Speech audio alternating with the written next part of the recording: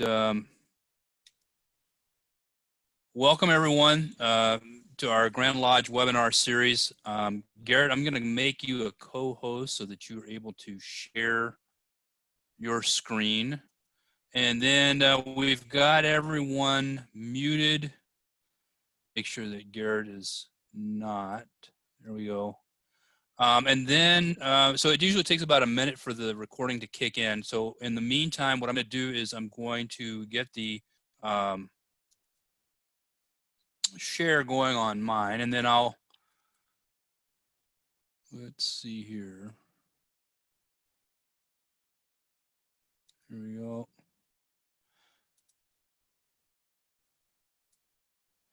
All right, everyone, welcome to our Grand Lodge of Minnesota webinar series.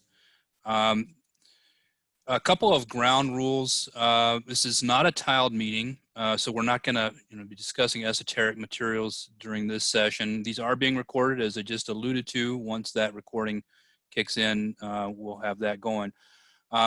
During the presentation, make sure that you're remaining on mute. This is to allow the presenter to cover his materials. If you do have questions in the middle of the presentation, by all means, don't hesitate to use the chat feature. And then we're going to have a question and answer period at the end where we'll cover those. There's going to be a poll that's going to be released about 5 minutes before the end of the meeting. Make sure you fill that out. It's very short, and we'd love to have your feedback during this presentation. We have the upcoming schedule for the webinars. Starting on June 2nd, we've got a Grand Secretary Q&A, and then we've got a couple more coming up throughout the first part of June. So make sure that you're signing up for those on the Grand Lodge website if you're interested in that. Worship Brother Joe, we also want to note that there was a change in the schedule for next week. We had a presenter. We had to flip a presenter. That's why the big red note on there, just to make sure it was, everyone notices that. We'll see it again in the next schedule too. Yep. So here we go here. Oops. And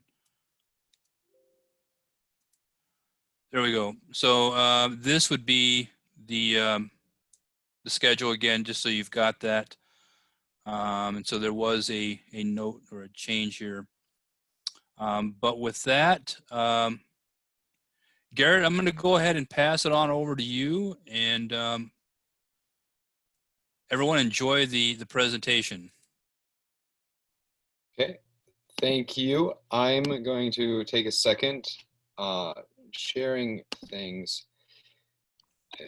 It's been good, but if you'll give me a second here, I want to make sure that I'm on. Sure, we'll share that screen.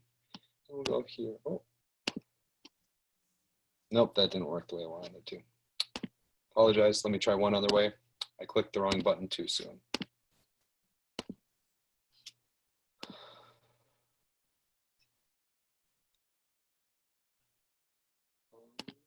There we go. Share the screen.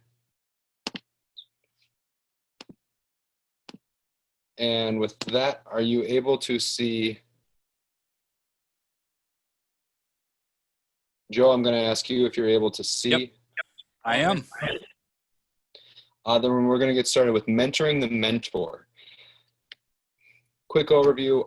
What we mean by mentoring the mentor is we're going to talk about what it means to be a mentor. That's really the purpose of this. Sometimes people are scared about what it means and how do I have to do that and where do we go with being a mentor. So we're going to talk about what it means to be a mentor. We're going to talk about building relationships with your mentee, how the mentor builds relationships. Then we'll talk about what you do when you have a petitioner, once they've been elected to the lodge, after the first degree. We're going to talk about what it means to go prior to the second degree. There's a difference there, what they have to do after the first degree and then prior to the second degree. And then after the second degree and prior to the third degree, and then after the third degree and now what? So we're going to go through all of those and what we mean. So you want to be a mentor. What do you need to know to become a mentor? The first thing that you should know as a mentor is that everybody has different learning styles. People learn by doing, listening, and reading. And what that means is some people are going to learn better by going through the degree work. They're going to learn by actually doing it. Some people are going to be able to listen, you do the Q&A back and forth, and they're going to get it 100% of the time. And some people, if you give them it and they can just read it, they're going to understand and get. So you need to understand that people are going to learn different ways. And maybe it's best to start by knowing how you learn so that you can help those people learn how they learn. You need to be knowledgeable in Masonic facts. You need to know, and what we mean by that is you need to know when, where, and what time your lodge's meetings are. Because those are questions that are probably going to get asked. And another thing that would be good to know is how old is your lodge, or other significant things about your lodge that you can tell the candidate or somebody going through the degrees. You don't need to know everything, but you do need to know the basics. And if you don't know everything, the reason you don't need to know everything is because you have a list of brothers that you can call for help. Now, this could be the current officers of the lodge, the secretary, or past masters, or just another trusted guy in the lodge. Other people that you should know are your district representative, your area deputy, and feel free to contact us at the mentoring committee because they are here to help. Now, the reason you may not always go to your district representative or your area deputy, but if you go to a past master of the lodge and you ask them the question, say, hey, when was our lodge chartered? And they don't know it, that's when you could go to the secretary. Maybe the secretary knows it. That's why you have your different list of brothers to call for help, because we're all here to help each other and we want to make sure we're successful. The most important thing about being a mentor is building a relationship. You need to make sure that you are willing to build a strong relationship with the person that you are going to be mentoring. And to start by doing that, you need to know yourself. You need to know what you are comfortable with and how you are going to be able to react and teach this guy. So questions to ask yourself: would you invite them over to your house? Would you be willing to go to their house? Are you comfortable giving them your phone number, being friends with them on Facebook, giving them their email? What is the best, what are you comfortable with? Do you have things, are you not comfortable meeting at a coffee shop? It's okay to have those boundaries that you're not comfortable with, but you need to know what you are comfortable with first. Likewise, you need to know what they're comfortable with. Hopefully that they're comfortable with a lot of things because they're joining the lodge and you want them to be in the brotherhood, but they might be a little wary of inviting you to their house right away. So talk to them about that, and don't be afraid to build that relationship with them so that they can become more comfortable. Another thing with that is knowing the best way that they communicate. Some people communicate best by Facebook. Some people communicate best by email. Some people communicate best by in person or picking up the phone and calling them. You need to make sure that you are reaching them on their level. You need to be able to answer the questions. Answer any question that they have, whether it's about the lodge or life. Answer their family questions and ask them questions. Their family is going to have questions. So what questions do their family have that you're willing to answer? If they ask something about the lodge, answer it. They might ask if we're crazy people that, worship the devil. Answer that question because they don't know. They might just be interested in learning more. But then don't be afraid to ask them questions, like what makes them want to join and going about it in that way. And then supporting them in their journey. So do they have kids? Do they have a wife? What is their family life like? Do they have big events coming up that you should know about? And knowing all of these things is going to help you support them more, which is then going to make them feel more of the brotherhood and make them want to stay in the lodge better. Example of big events are maybe they recently got married, or maybe they recently got divorced. It doesn't matter which one it is, but knowing how you can support them in that manner about that. And the thing is that I wanted to add in here is the relationship is why men stay. And what I mean by that is people join for all different kind of reasons. And sometimes they join because they want to know more about the esoterics of Masonry. They've heard that that's awesome and they want to learn more about it. Or maybe it's the history or the connection. Sometimes that those are all great things, and they're reasons that men join. But I bet you that there's always one person that they connected with that makes them want to keep coming back and learning more about those things.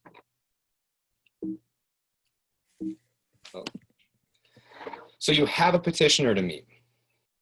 First thing you need to do is meet him. He's brought his petition in. He said, I'm interested in joining your lodge. And the first thing you need to do is give the petition to the master of the lodge, and he should be assigning a mentor right away. Now, the person who's being the mentor doesn't need to be on the investigation committee. He can be, but either way, he should meet him. And he should meet him more than once before the ballot is taken in lodge. And he should also meet his family. And he should be willing to talk to them about all the things that are going on in Masonry.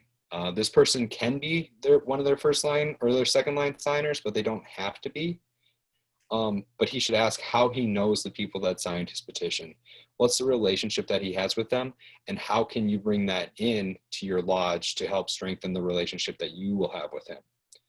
But then also introduce him to other members of the lodge. The more people that he knows in the lodge, the more comfortable he's going to be coming to meetings and meeting more people and talking about Masonry. The other thing that we want to do is make sure that you prepare a binder for him. I'm going to show you a binder at the end of this and what they look like. But you want to make sure that you prepare a binder for him. The mentoring committee has binders for sale. I believe we're selling them for $50. That's I want to say discounted price right now. And they're available to be printed out, mailed out for you to use with guys who are going through the degrees. The last thing is answer any question he has. And I put 48 hours here because it's important that you answer those questions in 48 hours. When you are answering those questions, you don't need to know the answers, but you need to guarantee that you will find the answer for him within 48 hours. Because as a Mason, that's your obligation, and you are making sure that you are doing the best mentoring that you can for this person.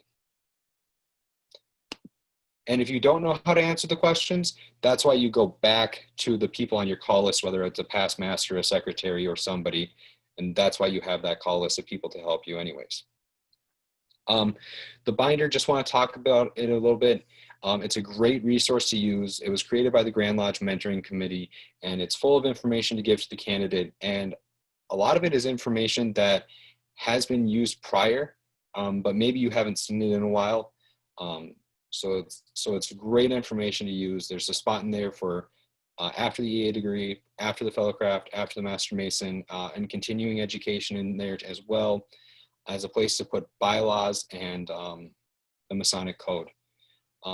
It can also be used as a dual purpose.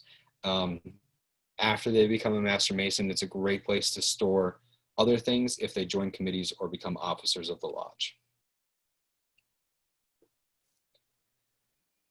So you have a candidate who's petitioned, and you voted on him and he's been elected to the lodge. The first thing that you should do is call and congratulate him. And the best time to do that is right after the meeting. And now you're going to say, my meeting ends late. Well, if the person you just voted on knows what time your meetings are and what day they are and knows what time they typically end, he's going to know what time that phone call would come. And if you've built a relationship with him, you're going to know if it's a good time to call him. And it's usually calling him right after the end of the meeting would be great. You can get another brother on the phone. You can call and congratulate him on the first step, and be excited about it. If not, right after the meeting, if your meeting ends at midnight, or if he works second or third shift and isn't available, then call him when he is immediately available and it's a good time. Because the sooner you do it, the sooner you can share that and be excited for him and talk about the journey he's about to join. After you call him, meet with his family and answer any questions that they have. Talk about how this journey is going to impact him and what it's going to look like. Talk about him having to leave for meetings and all the other things that it goes with for your lodge to have a candidate go through the degrees. And then talk about some of the Masonic history. There's some great resources in the quest book. You can find a bunch of other resources that are out there too, to just talk about different history, whether it be your lodge, Minnesota, or Masonic history as a whole. Finally, before he takes his first degree, it would be a great idea to explain the structure of the lodge to him. This way, he can kind of understand officer positions, committees, and roles. And that doesn't mean he needs to know who is sitting as the master of the lodge currently, but it means that he understands that there is somebody who's in charge. There's a secretary. There's people who help in different committees that are important to the lodge structure and how it keeps making sure that your lodge is working and functioning. The reason that we go over the structure of a lodge prior to it is then after his first degree, when he's sitting there and his brain is just fried with all the information that he's gathered, it allows him to start putting pieces together that he understands and say, oh, the guy sitting in that chair with the hat on, he's the master of the lodge. Okay, the guys with the rods or the deacon, it starts to allow him to understand different parts and taking that prior knowledge in and understanding more of what's going on. The candidate has received the first degree, now what? The first thing that you're going to want to talk to him about is the proficiency. And the proficiency is something that is important, but we on the we're not going to talk about it a whole lot and how to go about it because we want to talk about the mentor here. The person who is doing the proficiency does not have to be the mentor. The person doing the proficiency should be more of the teacher, teaching the student how to learn the ritual. The mentor is more like the parent helping a child go through life. The parent doesn't have all of the answers. They don't need to have all of the answers, but they need to be there to support their child and go through the journey that they're going through. And that's what the mentor does with the mentee. You can have the proficiency coach and the mentor be the same person. It's an okay thing to do.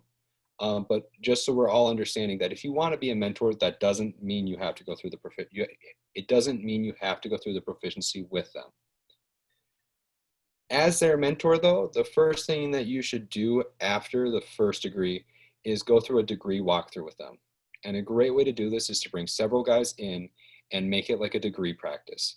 He's received his first degree, so he knows everything that's going to happen in the degree. So now is a great time to have another ritual practice, have different guys try different positions and walk him through it. He can be the candidate again, and he doesn't have to be blindfolded, and he can see what happened, and you can take time and explain what happened in the degree for him. That way he can kind of understand it better, and it's going to help him with his proficiency. Another thing to note, if you do the degree walkthrough with him, it does check a box in the Masonic Light program for you as his mentor. So that would be another reason to do it. After you do the degree walkthrough or right after the lodge meeting where he takes his first degree, talk about the secrets of Masonry. If you open your Minnesota Masonic Manual and turn to page 34, he'll be able to see what he can and can't talk about with the degrees. And it's important that he knows what's okay to talk about and what's not okay to talk about. So when he goes home and his family asks him what happened, he can share that with them. Another thing to do is meet with the family after the first degree, because they're going to have a lot of questions for him and he might feel overwhelmed. And if they hear the answers to their questions from a Master Mason, they might say, oh, he was telling the truth when he said, I can't share that. And they'll understand more. And you'll be able to tell more than he ever would. So it would be a great time to talk to them, because if a family trusts what he's doing is good, then he's going to be able to go to lodge more. Then there is the prepping the candidate for the second degree. Now we wanted to make this separate because these are the things that should happen after the proficiency, in my opinion. And what I mean by that is if your lodge does the proficiency a month before the next degree, this would be a great thing to focus on in that month. If your lodge does the proficiency the night of the second degree, that's an okay thing. Then just make sure that you're going through these things while they're learning the proficiency, so they can make sure that this is covered. Things that should happen prior to the second degree are he should attend a lodge meeting. And as his mentor, you should call him up and say, hey, lodge is next week. Hey, lodge is on Tuesday. Hey, lodge is at 7 o'clock Tuesday, and you should and dinner's at 6. It's the summertime now, so we wear Hawaiian shirts. Dinner is typically $10, but because you're an entered apprentice, it's going to be free because we're going to cover it. Give him all of that information and all the other information that he would need to know, because he has no idea what's going on. So walk him through those steps. Another great thing to do is to attend a lodge event and tell him what is special about it. Does your lodge have a table lodge that's important to you, or a fishing event, or a pancake breakfast? Explain why you do those things and why they're so important to your lodge, because then he'll want to understand and he'll buy in more to what your lodge is doing. Great thing to do is to talk about the specific things to your lodge, whether it be history or about the building or different stories. In talking to other brothers about other lodges, I've heard many different stories that are super neat and specific to their lodge that are really cool. And it's great to share those stories and talk about and build that morale with each other. So that way he feels like he can be invited in on those stories. So the candidate has received the second degree, and now what? So now he's a fellow craft, and it's a great time to change his proficiency coach.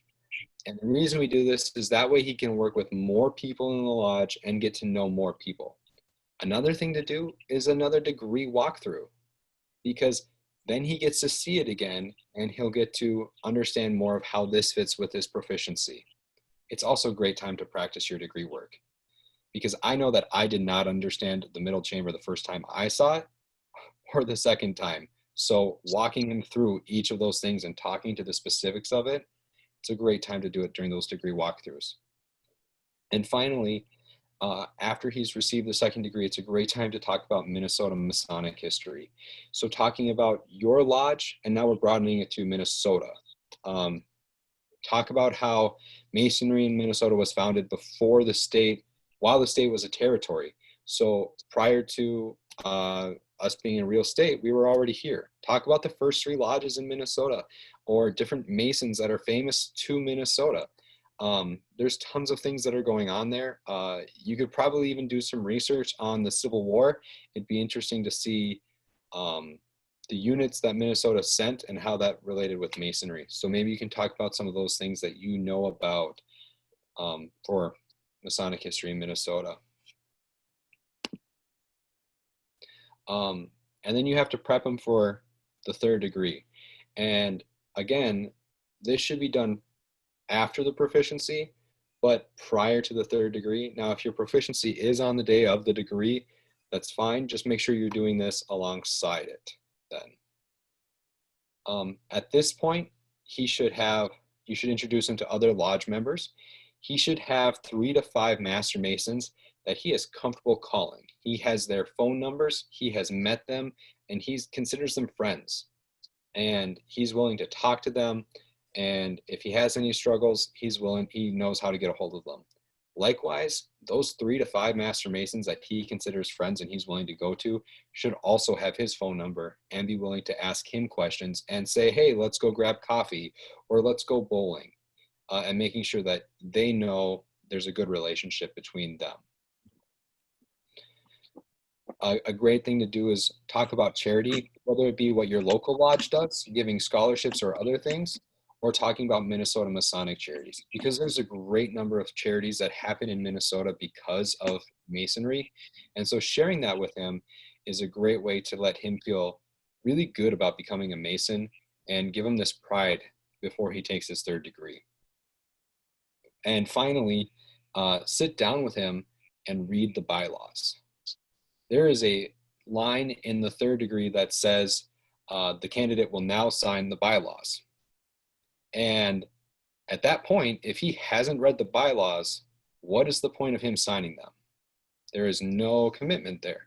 So take time, read the bylaws, give it to him, and have him put it in his binder so he can keep it, and then they'll be up to date until you have to change your bylaws. And likewise, make sure you go through the Masonic code with him. He doesn't need to know the details of everything, but he at least needs to know where to find it. Because as a Master Mason, he's obligated to it. So making sure that he's aware of those things and knows where to find them. the candidate has taken the third degree, so you're done. And the answer to that is no. At this point, you need to start by informing him of the committees that he can be a part of. Hopefully, when you did this the first time, before he took any degrees and you explained the structure, he still remembers some of that. So he has an idea of what committees he's interested in. He's going to be excited to help. So helping him understand which ones that he can work with are going to be a great way to guide him. Another great thing to do is bring him to other lodges and introduce him to the Wayfaring Man program. Have him sign up right away and bring him to lodges so he gets to know more brothers. Finally, talk to him about appendant bodies, because it happens a lot where a brother will join an appendant body before he realizes what he's joining. And there's never I'm not saying a specific time is good, bad, right, or wrong, but just explain the appendant bodies that he has available to him and what he can join if he's interested in. But it's okay to give a recommendation and say, you know, maybe after a year of being a Master Mason and spending time here in Lodge, then those would be great places for you to go and join. That's usually what I tell my candidates, but that does not need to be a requirement for you. But explaining these to him so that if somebody says, hey, why don't you join the York Rite, he understands what that kind of means a little bit. At this point too, if he is joining committees, if he is visiting other lodges, and if he is joining appendant bodies, you may not be his mentor for those things. You still have a responsibility to him, though, as a brother, to make sure he continues on his journey of being a Mason. So that leads us to now what? As his mentor, you should be checking in on him at 3 months, because at 3 months, he should understand the officer roles and the positions, what it means for members' responsibilities, and the different lodge committees. All too often, we have a guy go through the degrees, he gets his Master Mason degree, and he is put in the junior steward or junior deacon position. And whether that happens, it happens for various reasons. And so at that point, you need to make sure that he understands the officer roles and positions prior to being asked to fill those chairs. Because if he doesn't know what he's obligating himself to, then it's going to come into a catastrophe later on for your lodge, because he won't know that he signed up to be in the line and he's expected to move up the chairs later. So make sure he understands the full reason for that position that he's going to be accepting. Explain the member responsibilities. Maybe your senior steward doesn't cook every time and you have to pass around the dinner obligations. So explaining, hey, every once in a while, one of us will cook a different dinner. That way, not one person's cooking all of the meals. And explaining those responsibilities that maybe your lodge has that's specific to you. And then, of course, the different committees that you have and what he could possibly do to help the lodge. At 6 months, you should make sure that he's continuing his proficiency as a Master Mason if he hasn't completed it already. You should make sure that he has attended at least one lodge meeting within 6 months, and make sure that he's attended at least one lodge event. This will make sure that he's still continuing to lodge and you know that he's being involved and knows what's going on at lodge. Then after a year after a year of him being a Master Mason, you should go to the Master of the Lodge and say, hey, the guys that joined last year, it's their Masonic birthday. Let's make a big deal about it. Let's celebrate it in Lodge. Because if you celebrate his Masonic birthday, he's going to feel very accomplished. It's a big day to celebrate, and remind him that he did this a year ago. And it's also going to serve a dual purpose, because it'll allow you to look at who else do we need to celebrate. Do we have any 5, 10, 15, 25, or 50-year Masons that also need to be celebrated at this time? Who should we also check in and celebrate for their Masonic birthdays?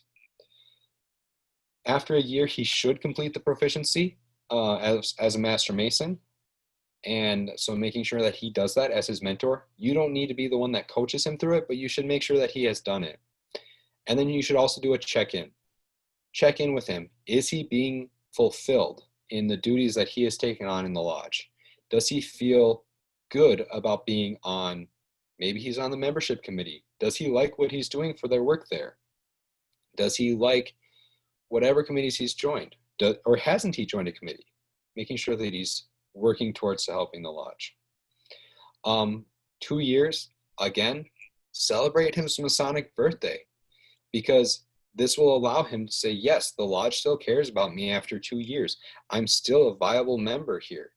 It's also going to help remind the people to celebrate the 1 years, and again, those 5, 10, 25, 50-year Masons.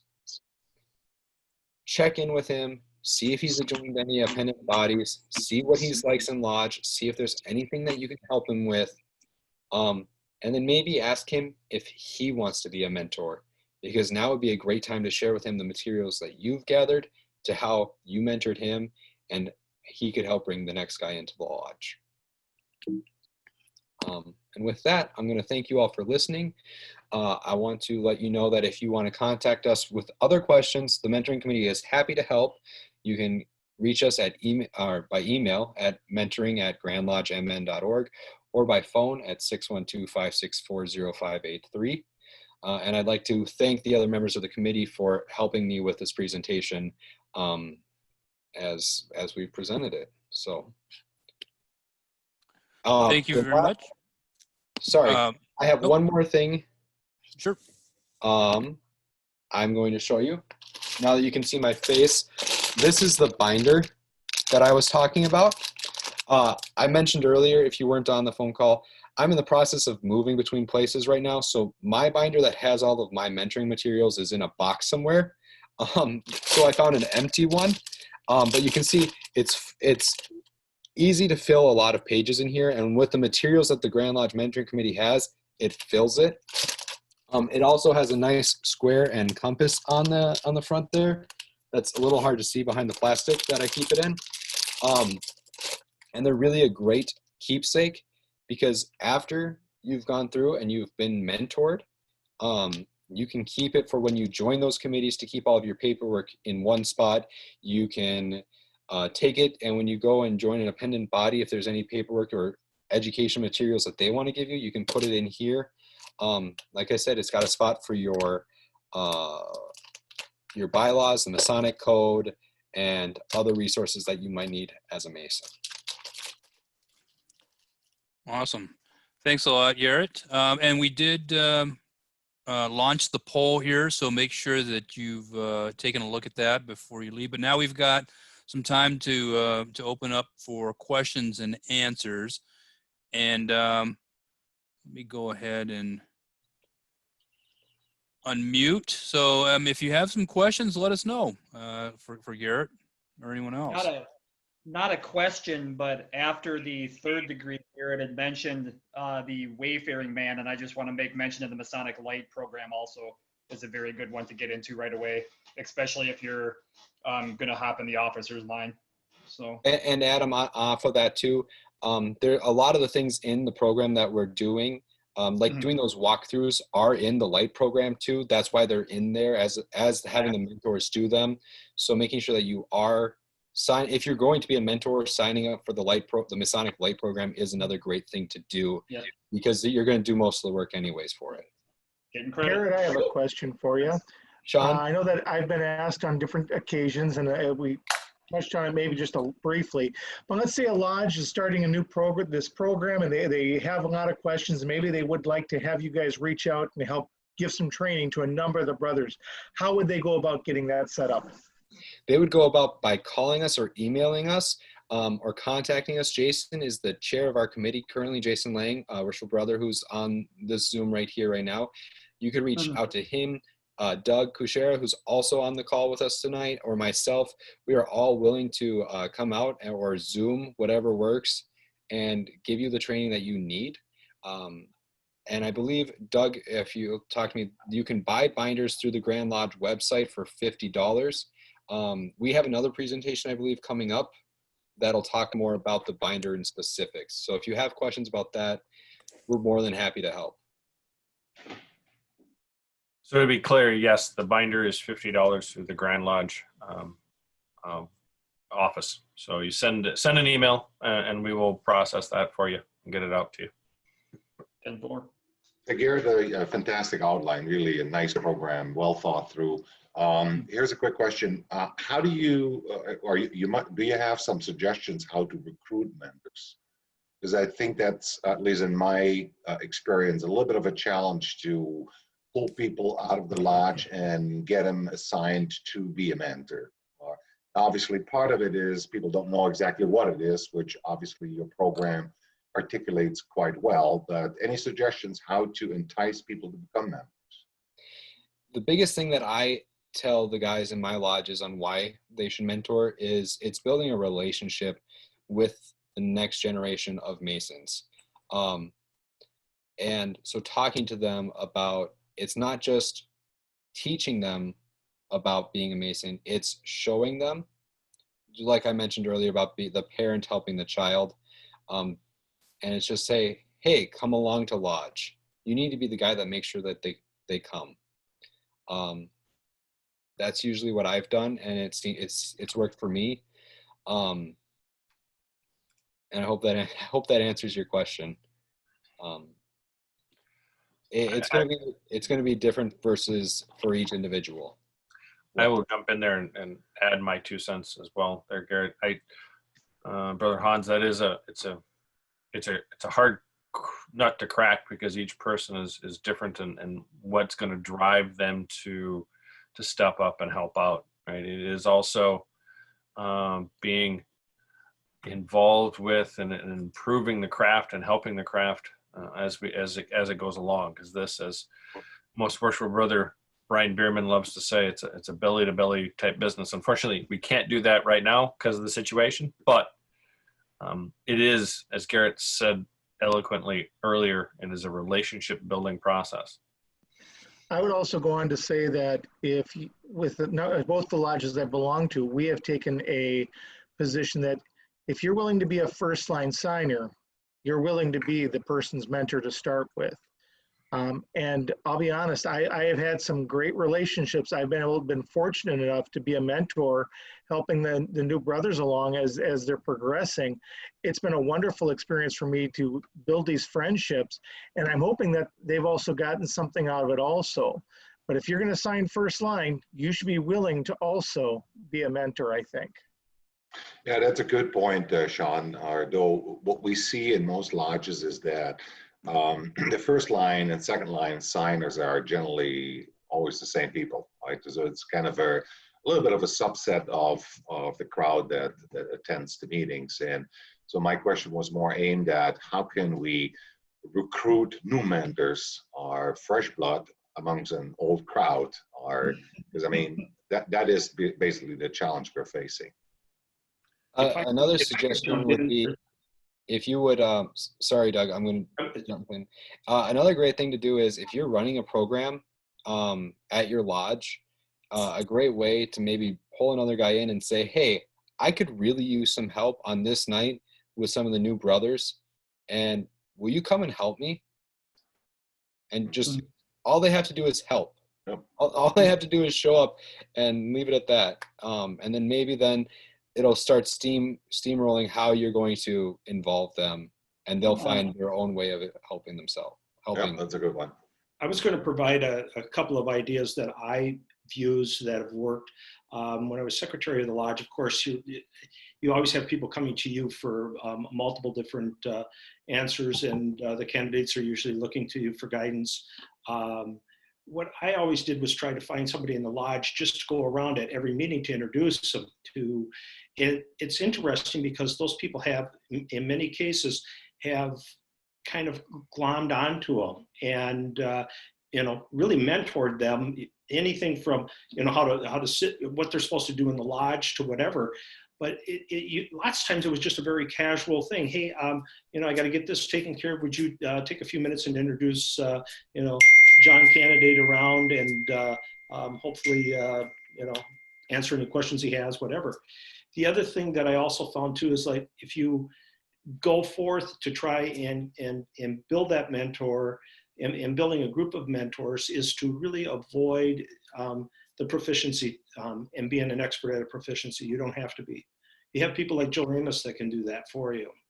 And Joe's always willing to volunteer for everything. So So, and they're just people that are much better. I mean, it's not something I'm great at. I'm not a great ritualist, and so therefore there are people that are much better at it. But at the same time, there's other things that I can help and do as a mentor. As their mentor, you might find you don't need to get them to the ritual, because that might not be the thing that keeps them into the lodge. But you should be able to identify, hey, I have a common interest with them, or we're clicking really well, but also you have a common interest with this guy. You're either interested into whatever it is, if it's antique radios or motorcycles or fiction books. Nice. Whatever it is that common interest, you can start addressing that as their mentor. Let's talk for a second about the dark side of the moon, meaning that as we, let's say, get our experiences, we've seen guys signing up, well, I want to be a mentor. That sounds pretty exciting, right? And they step into it just to find out that maybe a little bit over the head, or the time commitment is not there. And we see these guys dwindling in their duties. Any suggestions or experiences you have had to remedy or kind of deal with these kind of situations? Are you, first thing would be to make sure that the expectations are being clearly expressed to these guys who have maybe become a mentor. I just had it happen the other day in my lodge. I contacted two guys and I said, hey, I was the mentor for these guys. And with everything going on right now, I have a lot of other projects in the lodge going on. Your responsibility is just call them right now. And so I've explained the responsibilities to them so that they know and they can sign up for it and they can say yes or no. But the biggest thing is making sure that they're aware of the full expectations, which means this is a 2-year commitment. You know, it's not a 6 months. It's not a coming to meetings when it works for you. This is a 2-year commitment. You know, according to my slideshow, it's a 2-year commitment that makes you know, okay, I'm with this guy to make sure he gets to 2 years and he is a solid foundation for masonry. Yeah, Eric, what a good way to put it would be that during this process of finding new mentors, you're doing exactly what the presentation is saying. You're mentoring those mentors as they're mentoring the mentees. Yes, that would be a great way to put it. Ideally, in a lodge, you'd have the head mentor who's helping all the other guys, then help the candidates. To be straight to the point of the question, in that situation, I am, and this is my personal opinion, but I am a fan of being straightforward with that mentor who is not living up to his expectations, and having a frank conversation with him about what do you see your requirements are here, and I'm sorry, brother, but that doesn't actually really jive with what is really expected of you. And if you are willing to step up, great. If not, we're going to find a new brother to mentor this new guy, because it's not about that mentor's specific feelings. It's about the experience of that candidate, and that's the important thing. And that may be an unpopular view here in Minnesota, but to me, that is the important part.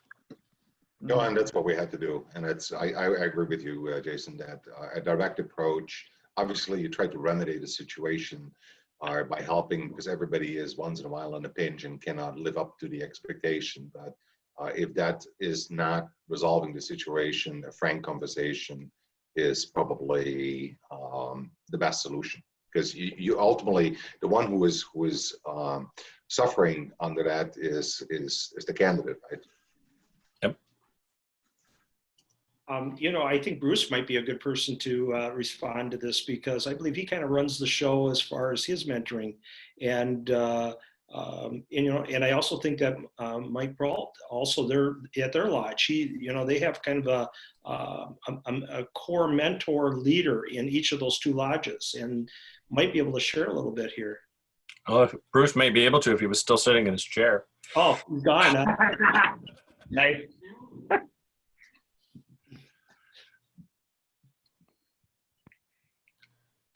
All right. Any other questions, brothers?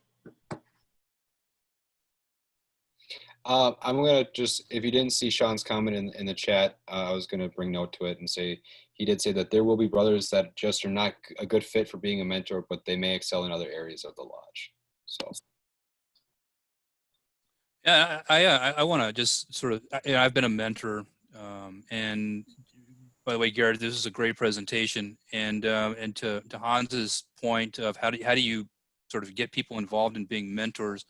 I think to what you had said about this is about building relationships. It's incredibly rewarding to be a mentor, and being able to connect with someone, and you know, as you mentioned, the relationship is why we stay. And so when you make those connections, it's very rewarding because you've set yourself up for something that will last a lifetime. But I think that when you approach someone about being a mentor, you know, keeping in mind that maybe they aren't a good fit, but you also will, you know, tell them, look, this is an opportunity for you to get to know someone a lot better, to help them become a good member of this, you know, this lodge. And I can guarantee you that at the end, once they've gone through the mentoring process, that both of you will be better off for it. You know, you can make a big deal out of the mentors in the lodge as well. But I know that, you know, the relationships that I've made while being a mentor have continued even to this day. So it's really important. And if there are no other, just one thing I want to add, along with this presentation, there's a document that's, I don't know, 10 pages long or something like that, that goes into more detail about what I was talking about. That'll be published soon in the mentoring binder. There's a section in there for the mentor. That'll be there, or somewhere in the binder. That'll be available to help you, so you can read through this if you're interested in. Are these slides available anywhere? They should be available. Not currently, but they will be. Yes. I'm going to leave that to Jason. I was writing those down fast. Good. And to also bring up, I think Brother Hans brings up a good question about new mentors and recruiting ones. And I think that's a good possible future presentation for the mentoring committee as an item to bring up at a later date. So I've written it down, and I'm going to make Garrett do it. So. Nice.